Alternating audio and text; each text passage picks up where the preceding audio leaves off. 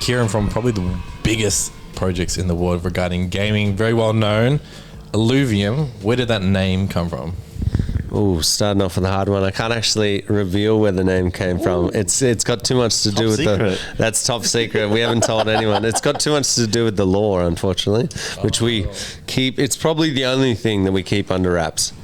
Interesting. What do you think is the value that Illuvium shares most? What do you guys want to project? Is it that we're play to earn? That what is the one thing that you guys are trying to really showcase?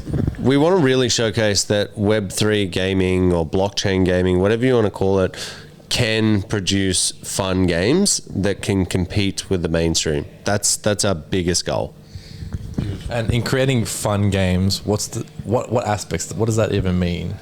So immersive, replayability, competitive, being able to have esports that go along with it, like what you're used to in the mainstream, those games when you were growing up where you just plowed stupid amounts of hours into them and you were lying to your mum and dad about what you were doing. You said you were doing your homework, but really you were playing WoW. Stuff like that. That's the type of game that we're looking to build. Kieran, there's been a lot of, I guess, mixed reviews with the gaming community about NFTs and integration and stuff like that. What's your thoughts on that, and why do you think those friction points exist? Because right now there isn't a single game that anyone can recommend to their mainstream friends that can compete with a Web3 game.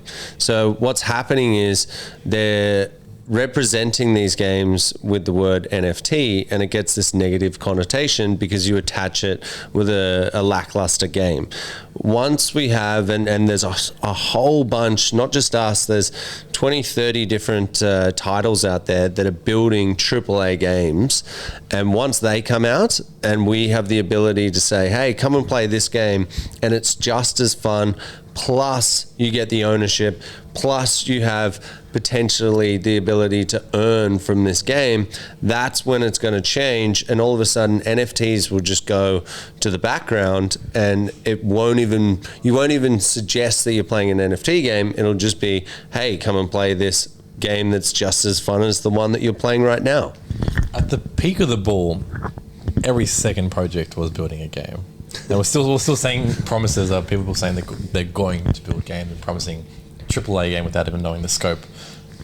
And you've built that. What is your biggest ick when it comes to the Web3 space, particularly around gaming? Something that grinds your gears that you see.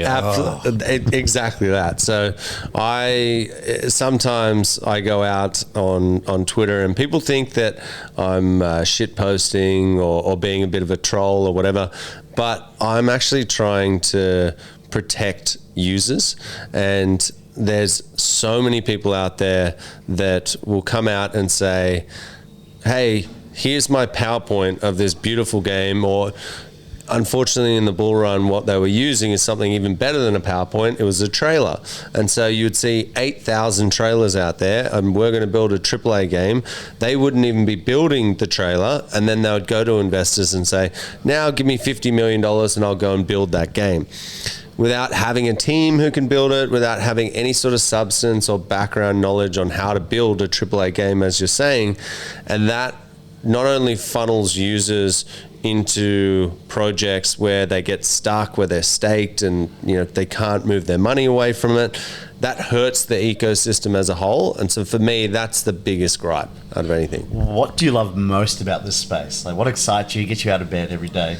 The community and the transparency that a lot of really good projects offer, where you can literally go into a Discord and start talking to a founder after being in there for 10 minutes, right? Like that's insane. That level of transparency is not seen in Web 2 gaming. And you sort of just, as a gamer, you just have to sit there, and whatever the developer wants, the developer gets, and they say they listen to the community, but they really don't.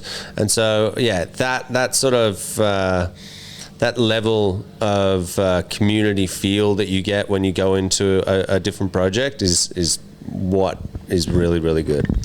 In one sentence, define the success of a gaming NFT project for you, a Web3 project. In one sentence, define the success of an NFT project. One that delivers on its promises and is able to compete with its equivalent mainstream competitor. Boom. NFT APAC, connect, create, and collaborate. Oh.